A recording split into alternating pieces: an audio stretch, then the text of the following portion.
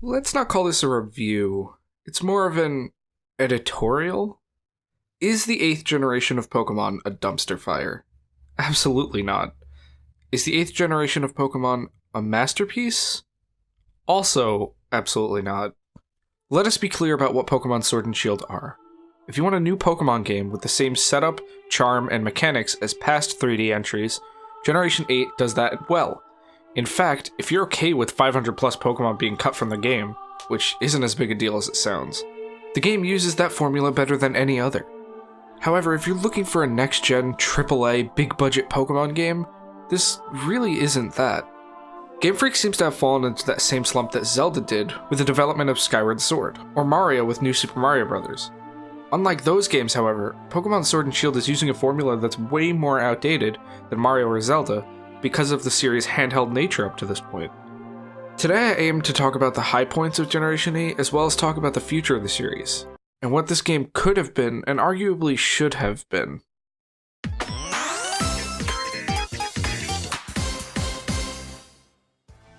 I played Pokemon Shield and not Sword, but if you know how these games work, you know that the version you play doesn't really matter. Pokemon Sword and Shield's Galar region feels really vast as you explore it. It feels like there are just as many routes to explore as any other entry in the franchise, and the wild area only adds to that. I really appreciated what was done to make your journey feel like a journey. The wild area specifically is where I spent most of my time outside of the main campaign. For better or worse.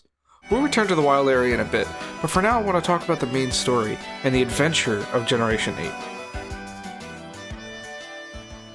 I've heard people talk about how the lackluster story for most of the adventure made it hard for them to enjoy the game, and I'm not really sure where that mindset comes from. From my experience with the Pokemon games, story has never really been a highlight of the series. There are examples of excellent story in Pokemon games, seen mainly in the Generation 5 games, but those times are very clearly the minority. To me, a great story in a Pokemon game has always been a bonus that makes its way into the games on very rare occasions. That being said, Gen 8's story is by no means atrocious. The game just has a hard time allowing you to participate in it. There are several occasions where the game will hint that something major is happening, only for the champion to show up and tell you to focus on your gym challenge while he takes care of it. The game does this about 2 or 3 times, and it makes me grow to dislike the champion. All anyone ever talks about for most of the game is how strong the champion is. Not only do you never get to see this strength, but because of all that, he gets to take on all the situations that would normally be story challenges in other games, while you just sit there and read about it. At one point there's a Pokemon going wild outside the city walls and threatening to wreak havoc, but by the time you get there, Leon's already beaten it and tells you to continue on your way. The game hints and foreshadows at this great Doomsday event, and to its credit, that event does come in a fairly satisfying way, since you actually get to participate and even upstage the champion, but the final moments of the story are all there are. The bulk of the campaign is too little, too late. I know it seems like I'm putting a lot of emphasis on the story after explaining that the story doesn't matter, but I'm more talking about story participation and story missions. There is a story going on, quality of said story aside, but you're not participating in it with any meaningful impact until the game is almost over. The gym challenge is barely any kind of story, it's more of an objective, but it makes up the majority of the Pokemon campaign. That sounds like a negative, but honestly this game does a really good job of making the player feel motivated to take it on. The only issue is that it started to become unclear to me whether I want to become champion for my own personal reasons, or if I really just wanted to put Hop and Leon in their place.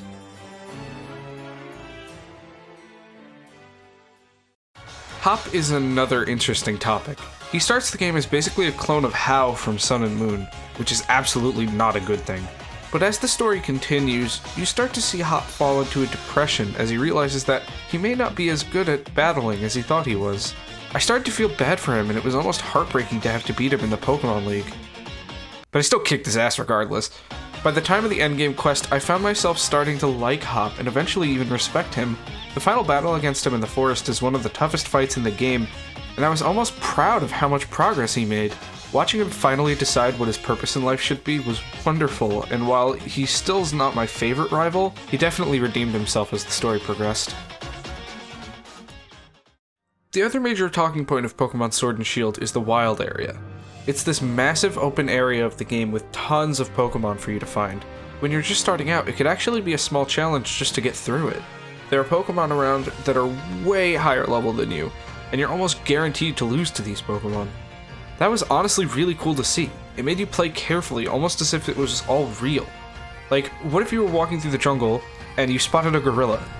You might not be surprised, because this is the wild, and that's where gorillas live, but you'd definitely still be careful and avoid being detected by them. That same mindset applies to the early game of the wild area, which is a really cool aspect of it. Unfortunately, once you beat the game, all the Pokemon are set to level 60, which makes the wild area kind of a pain in the ass. If you mainly have Pokemon lower or in the same range as level 60, it can be a real pain in the ass to do anything in, but once you get a high enough level Pokemon, the whole area just becomes about completing the Pokédex. Raid battles are also a lot of fun. I probably spent more time in raids than I did in the actual campaign. The biggest issue with the wild area though is that it causes the game to have an absolute stroke.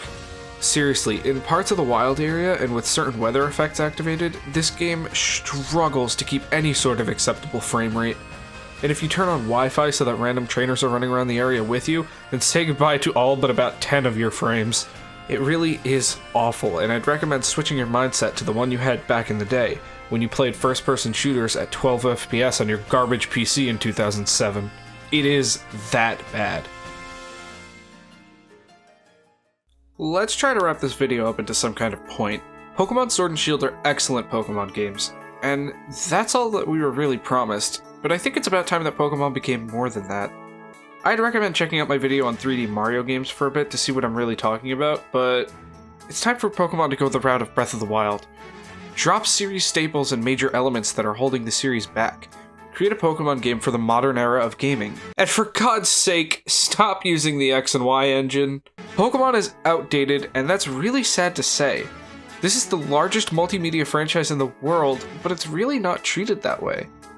There are a lot of factors stopping the games from being their best, but if I had to pick one main one, it's probably the fact that Game Freak, the company that develops the Pokemon game, only has 143 employees, at least as of April 2018. On top of that small number of employees, during the time Game Freak was working on Sword and Shield, they had 2 other projects that they were working on as well. Those being the Let's Go games and Little Town Hero. This very clearly had an impact on the game in terms of performance and the fact that half of the Pokemon are just gone. But on top of that, the series just has no room to evolve or take risks. Pokemon has become another one of the gaming industry's yearly franchises, except it's not even yearly. It's time for Pokemon to make some changes. It needs to evolve and grow and keep up with what the rest of the gaming industry is doing. Actually, wait. No, it doesn't. Because we all bought it anyway, and Sword and Shield is the most successful Pokemon launch in the franchise.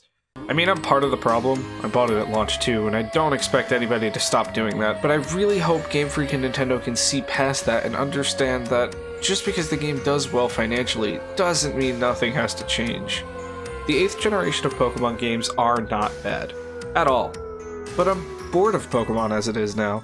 After finishing the Pokédex, I just stopped playing, and it was really hard for me to get footage for this video. It's time to make changes that will revolutionize the franchise and help make Pokemon the AAA game series it should be. Nobody at Game Freak or Nintendo promised that, so we shouldn't really have expected it this time around, but it's absolutely what the series deserves. Actually, wait, we got Ball Guy, 10 out of 10, best game, don't change a goddamn thing!